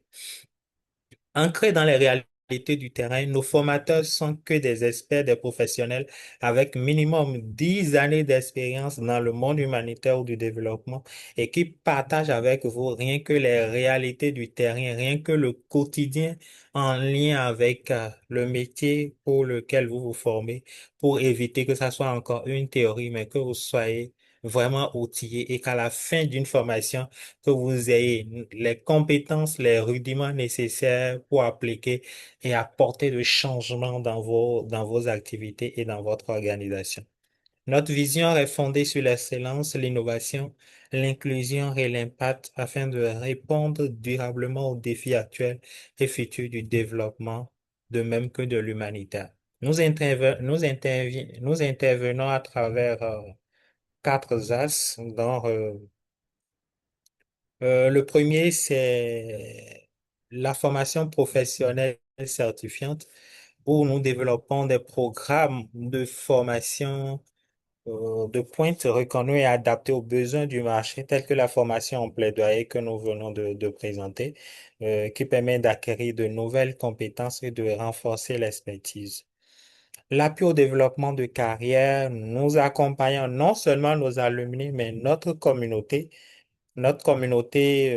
pour une progression professionnelle incluant l'élaboration de CV, la préparation des entretiens d'embauche, l'identification des opportunités d'emploi. Donc déjà, nous avons un forum WhatsApp dans lequel, pardon, des forums hein, WhatsApp dans lesquels nous partageons des opportunités d'emploi et chaque semaine, plus de 50 opportunités d'emploi dans la sous-région en Afrique et dans les organisations, dans les agences sont partagées dans ces forats-là pour permettre à notre communauté et à nos alumni de saisir ces opportunités-là. Nous sommes également sur LinkedIn où nous partageons ces opportunités. Nous avons notre site web, bien vrai, je crois, courant fin 2025. On a eu quelques soucis avec le site web Destiny Job, mais qui est en train d'être revu et je pense que avant la fin du mois de février, il serait désormais fonctionnel avec de nouvelles options pour la rendre plus dynamique et nous allons certainement organiser une séance pour vous présenter cette nouvelle plateforme afin de la saisir et de mieux l'utiliser. Alors, nous travaillons aussi sur les CV. Vous avez une opportunité, vous souhaitez candidater, comment élaborer votre CV, comment l'adapter, votre lettre de motivation. Si vous êtes présélectionné, comment faire, comment vous préparer au test écrit, comment vous préparer à l'entretien. Et tout ce processus-là, vous bénéficiez d'un accompagnement. Il suffit juste de nous contacter et nous sommes disponibles. Et lorsque vous faites une formation, au sein de Destiny Academy Pro, vous rejoignez un vivrier, un réseau professionnel. Nous avons plus de 50 formateurs au sein de l'académie venant de plusieurs pays, de plusieurs organisations et c'est des connexions des, et des services de mentorat qui sont offerts à notre réseau et surtout à nos alumni pour leur permettre de s'intégrer, de pouvoir appliquer les notions acquises lors de nos formations et surtout impacter leur environnement. Et pour finir, nous offrons des coachings professionnels et personnalisés. Alors, quels sont les prochaines formations, quelles sont les formations qui sont disponibles ou qui sont ouvertes actuellement au niveau de l'académie et qui vont démarrer les jours à venir?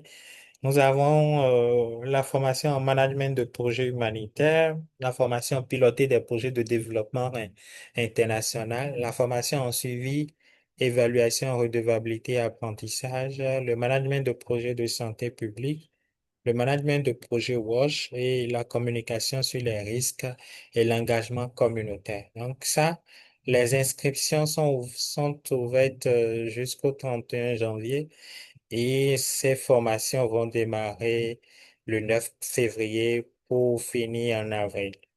La formation coûte, chacune de ces formations coûte 150 000 francs, euh, payable en trois tranches de 50 000 francs à la fin de chaque mois. C'est-à-dire, vous pouvez payer 50 000 francs courant janvier avant la fin des inscriptions, 50 000 francs. Fin février, 50 000 francs.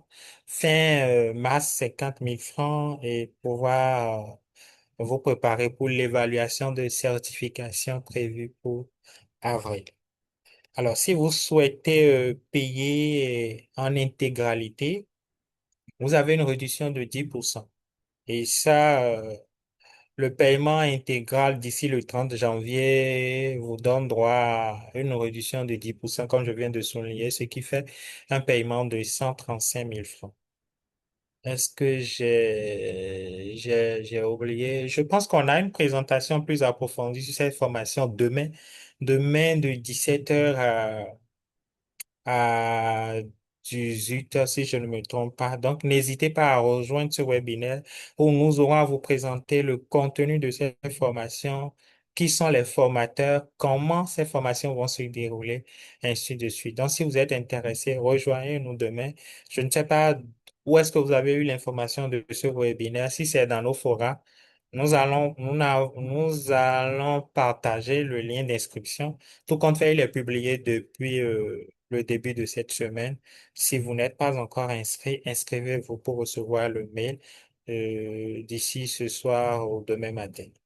Voilà un peu ce que j'ai à partager avec vous. Merci pour votre aimable attention.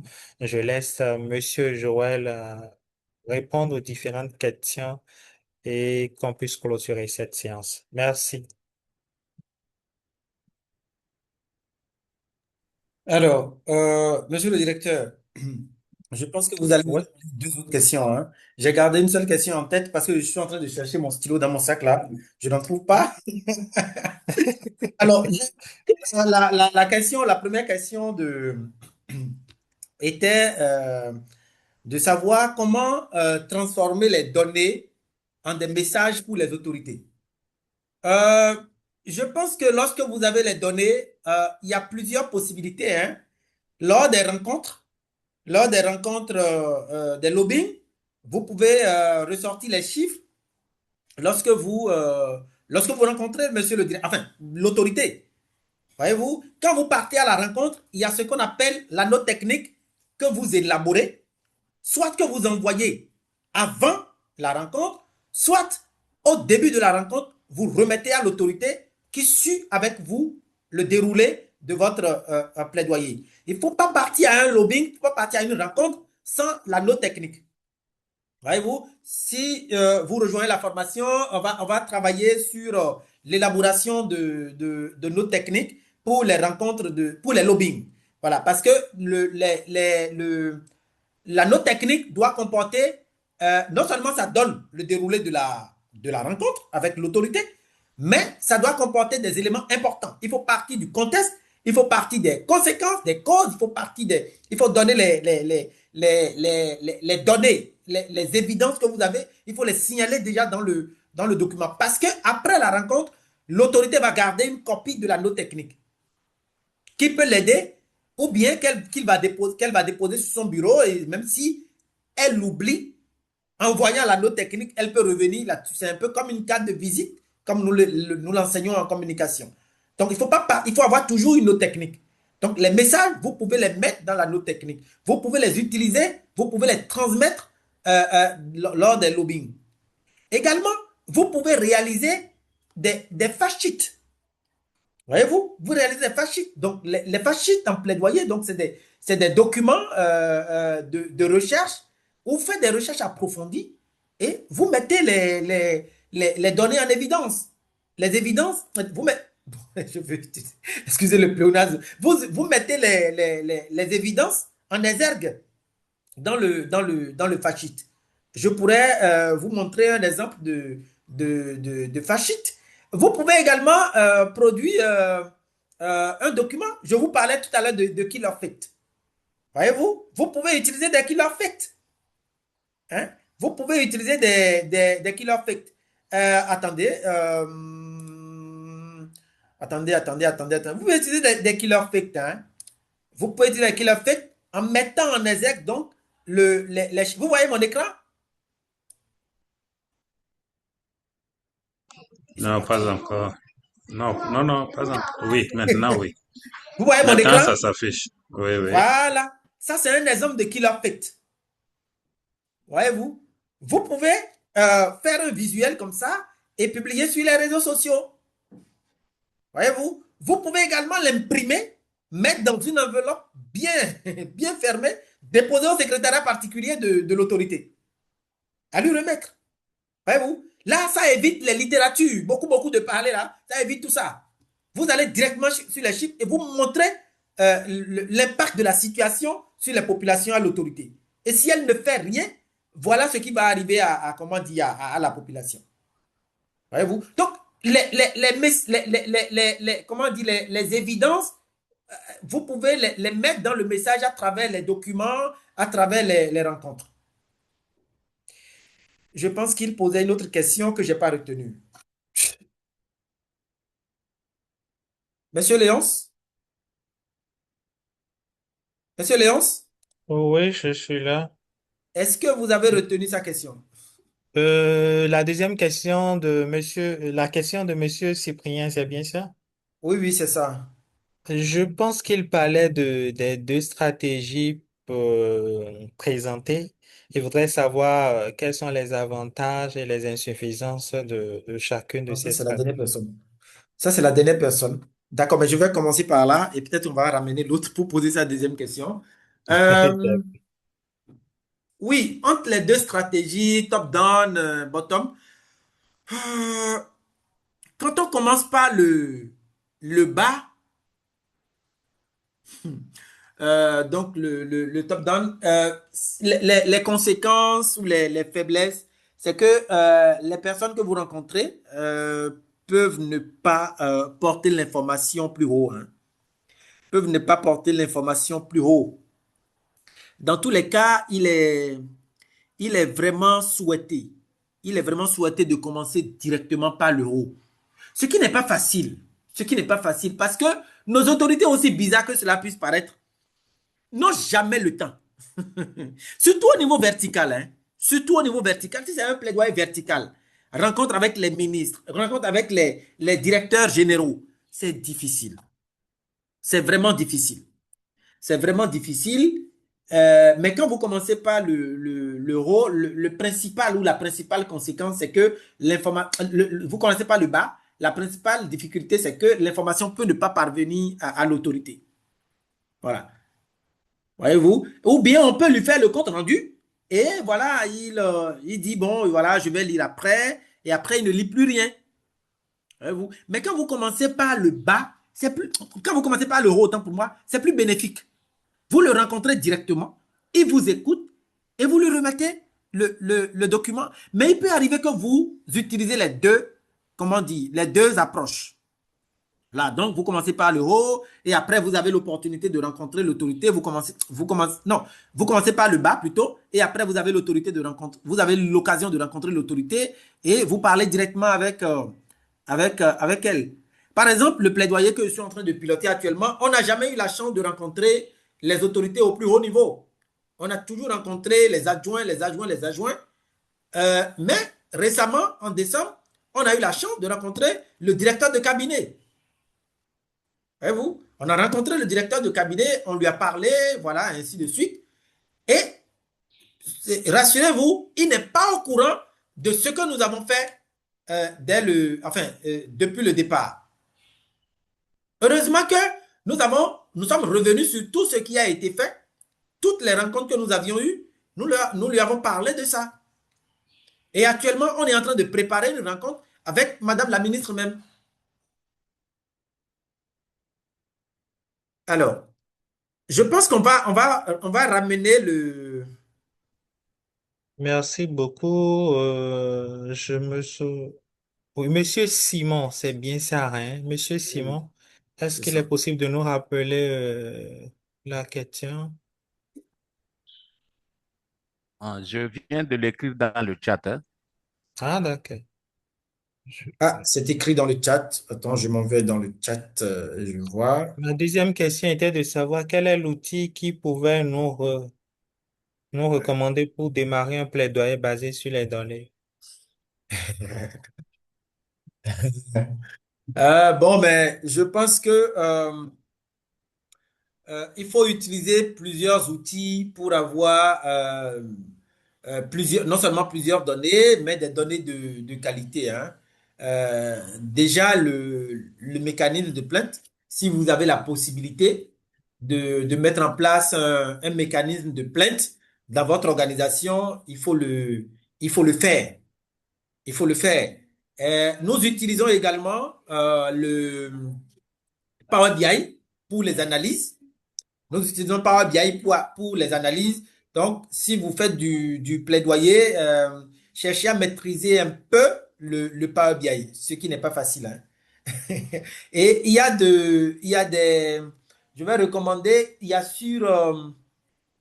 des plateformes d'analyse. Je suis en train d'oublier le nom de cette plateforme-là, où vous pouvez faire des formations qui vous amènent à faire des analyses facilement. Voyez-vous? Et maintenant, pour les outils Pestel, SWOT, il faut utiliser les deux, hein, systématiquement. Comme je le dis, ça vous permet de faire des analyses plus approfondies. Voilà, parce que chaque outil a sa spécificité et ça vous ressort des informations qui pourront vous aider dans l'élaboration de la stratégie. Donc, je vous recommande plusieurs outils. Voyez-vous, si vous savez utiliser Power BI, utilisez-le. Si vous savez utiliser bien Pestel, utilisez. Si vous savez bien utiliser SWOT, je sais que tout le monde sait utiliser SWOT, hein. Parce que tout le monde a fait gestion de projet. Il n'y a pas encore quelqu'un qui n'a pas fait gestion de projet. En tout cas, pour nous qui sommes dans l'humanitaire, qui travaillons pour les ONG, c'est des trucs qui sont systématiques, ou bien c'est des choses qui sont systématiques. Donc, c'est ce que je peux dire, hein. Merci beaucoup, Monsieur Joël. Peut-être en complément, est-ce qu'il n'y a pas de plaidoyer sans évidence? Vous avez besoin forcément des données. Et je pense que l'outil est en fonction aussi de l'environnement, des acteurs, de votre cible, qu'il faut tenir compte de tous ces éléments pour identifier l'outil adapté. Et vous pourriez mieux en discuter sur la formation. Là, je pense que d'ici 4 minutes, il faudrait qu'on clôture. Je voudrais bien, je sais que je le prends pas surprise. Je vois quand même quelques personnes qui sont dans la salle, qui ont déjà suivi de formation au sein de l'académie. Je voudrais bien donner la parole à Mardouché, s'il le permet, de partager son expérience en 1 minute et Monsieur Joël va donner son mot de fin et qu'on puisse clôturer d'ici 4 minutes de plus.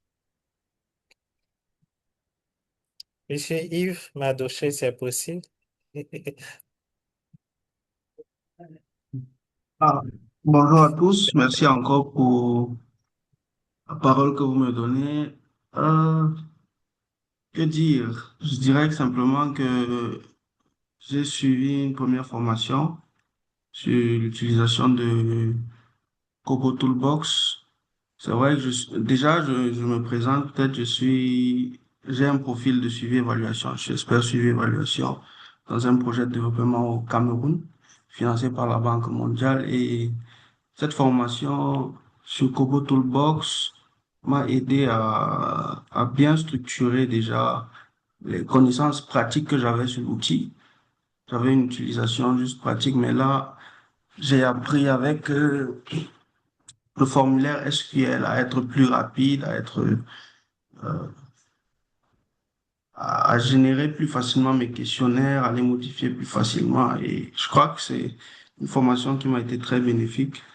Actuellement, je vise la formation en suivi-évaluation et je ne vais pas louper l'opportunité avec la réduction de 10% comme dans nos anciens étudiants. Donc, j'encourage tout le monde et je recommande fortement cette formation, alors les formations de Destiny Academy. Merci. Merci beaucoup, monsieur, monsieur Yves, et désolé pour la surprise. Mais c'était quand même important de donner la parole à un alumni ou à un ancien étudiant pour partager son expérience. Je pense que Pas de Monsieur souci. Joël, pour le prochain webinaire, on va inviter un ancien étudiant de la formation en plaidoyer. Ce serait quand même plus intéressant, plus enrichissant pour les participants et pour les prospects qui réfléchissent encore ou qui ont encore de difficultés à se décider à nous rejoindre. Alors, Monsieur Joël, votre mot de fin pour qu'on puisse clôturer cette séance. Est-ce qu'il est D'accord, je suis là. là? Ok. Euh, bon, on est en Afrique, hein. On est en Afrique et je pense qu'il faut commencer par dire merci. Merci à vous d'être là, d'avoir participé à cette rencontre-là. J'espère que les informations apportées ont fait évoluer votre situation de connaissance. Voilà, je le souhaite vivement. Et je dirais que nous restons ouverts hein, pour les échanges, que ça soit Destiny ou que ça soit moi-même, voilà, on reste vraiment ouvert pour échanger avec vous, pour toutes les personnes que le plaidoyer intéresse. Je vous invite et d'autres personnes que vous connaissez qui sont intéressées par les questions de plaidoyer humanitaire à nous rejoindre. Voilà, tout ce qui est engagement civique, espace civique, le plaidoyer humanitaire. N'hésitez pas à nous rejoindre pour qu'on travaille, on fasse la formation ensemble. Voilà. Comme l'a dit monsieur le directeur, c'est pas cher, hein? C'est pas cher parce que tenez-vous bien, hein? Tenez-vous bien. La même formation, quand vous la faites en France, il faut prévoir environ 1,5 million. Environ 1,5 million. Voilà. Et on vous demandera, pour tout, on peut vous demander 2 millions. Voilà, parce qu'on va vous héberger, on va vous donner à manger. Voyez-vous? Et ici, euh, nous n'atteignons même pas je sais même pas. La formation est vraiment réduite. Le coût est vraiment réduit. Donc, il faut profiter pour faire cette formation. Et j'ai eu la chance, moi, je m'intéresse beaucoup à ce qu'ils font dans les universités là, en France, les structures qui donnent les formations en France. J'ai eu le temps de parcourir comment on dit, leur curricula, les modules, etc., etc. Voyez-vous? Ici, on parle même plus. Vous n'allez pas voir dans les formations qu'on vous parle de plaidoyer en ligne. Vous n'allez pas voir ça. Il y a des outils dont on ne vous parlera pas. Virtuel. Voyez-vous? Et nous, on en parle. Mais quand ces gens-là vous recrutent pour des formations, ils vont vous demander 1 million, 2 millions, 3 millions, 5 millions. Paf, on va donner. Évitez le complexe d'extranéité. Évitez vraiment le complexe d'extranéité. Le complexe d'extranéité en sociologie, c'est aimer ce qui vient de l'Europe, aimer ce qui vient de l'Occident. Nous qui sommes ici, là, on ne connaît rien. C'est les Occidentaux qui connaissent tout. C'est faux, hein? Je connais plusieurs enseignants qui sont dans les grandes universités, Panthéon, ceci, Panthéon, cela, c'est les Africains. Notre actuel président de l'Assemblée nationale enseignait aux États-Unis. Voyez-vous? Donc, on a aussi quelque chose dans la tête, nous les Africains. Voilà. Évitez vraiment le complexe d'extranéité. Surtout, comme je le dis, pour les jeunes là, commençons par vraiment prendre conscience. On a des ressources ici. Et des ressources bien. Des ressources même qui vont au-delà des ressources européennes ou occidentaux ou occidentales. Voyez-vous? Donc, soyez rassurés, on vous donnera une formation de qualité, et ça vous servira dans vos projets d'emploi ou dans votre vie professionnelle. Je vous remercie. Bien des choses à vous et à bientôt. Et merci beaucoup, Monsieur Joël. C'est toujours un plaisir de vous inviter à animer les webinaires et à vous écouter. On apprend toujours. Tout compte fait, moi, j'ai appris. Je devrais être au sport ce matin, mais j'ai dit non, je vais reprogrammer ma séance de sport pour le soir afin de mieux vous écouter. Alors, nous, chers participants, félicitations à vous. Vous êtes restés jusqu'à la fin. Je pense qu'au début, on était une trentaine, mais Oui. là, c'est la moitié qui est restée jusqu'à la fin. Je tiens à vous féliciter. Cela témoigne de votre intérêt pour le sujet. Félicitations, félicitations également à Destiny qui Merci fait beaucoup. un bon choix de ses enseignants. Peut-être c'est un détail que j'ai oublié, mais les enseignants sont vraiment pointilleux et ils sont disponibles pour accompagner les différents apprenants. Félicitations à vous. Merci beaucoup. Alors, j'avais vu quelqu'un qui a laissé dans le chat s'il y aura un document qui sera partagé. Non, nous ne partageons pas de documents pour nos webinaires. Les documents, c'est sur nos programmes de formation, mais nos webinaires sont enregistrés. Donc, dans les jours à venir, le lien sera partagé sur nos réseaux et vous avez la possibilité d'aller visualiser l'enregistrement sur notre page YouTube. Ce sera disponible. D'ailleurs, même si vous allez sur notre page YouTube Destiny Academy Pro, vous verrez les anciens webinaires qui ont été réalisés et vous avez la possibilité de les suivre. Sur ce, nous sommes au terme de ce webinaire. Une fois encore, merci d'avoir sacrifié votre disponibilité, votre matinée pour mieux nous écouter et pour découvrir l'univers du plaidoyer humanitaire avec notre expert, Monsieur Joël, que c'est toujours un plaisir de l'écouter et de le suivre. Au niveau de Destiny Academy Pro, nous sommes disponibles, toute une équipe est disponible pour vous accueillir, pour vous orienter, pour vous accompagner dans votre projet de renforcement de capacité, dans l'identification de votre formation et dans votre accompagnement pour votre développement de carrière. N'hésitez pas à rejoindre l'un de nos programmes de formation. La formation en plaidoyer, les inscriptions sont ouvertes et c'est une seule session que nous avons planifiée cette année. Toutes nos formations auparavant faisaient 2 à 3 sessions, mais cette année, on veut rester sur une seule session pour chacune de nos formations. Donc, si vous ne saisissez pas l'opportunité sur une session, c'est parti pour l'année prochaine, ce qui pourrait vous faire rater des opportunités professionnelles. Donc, inscrivez-vous. Le nombre de places est vraiment limité pour pouvoir coordonner, coacher, accompagner, mettre des gens en groupe. Nous ne dépassons pas 50 inscriptions sur un programme de formation. Donc, on voudrait vous inviter à saisir l'opportunité. Demain, nous serons en ligne à partir de 17 heures pour mieux expliquer ces 6 formations qui vont démarrer en février. Pour le plaidoyer, les inscriptions, et lorsque vous faites une inscription tôt, je crois, au moins 30 jours avant la date de clôture, vous avez une réduction de 10% sur les frais de formation. J'oubliais, pour toutes nos formations, vous payez des frais d'inscription de 5 000 francs. Des frais d'inscription de 5 000 francs. Donc voilà un peu ce que je voudrais souligner à ceux qui sont là. Je vous souhaite un très bon après-midi et un très bon week-end. On se dit à demain pour ceux qui souhaitent mieux comprendre nos formations de management de projet. Merci. Ciao, ciao. Merci beaucoup. Merci, merci, bye.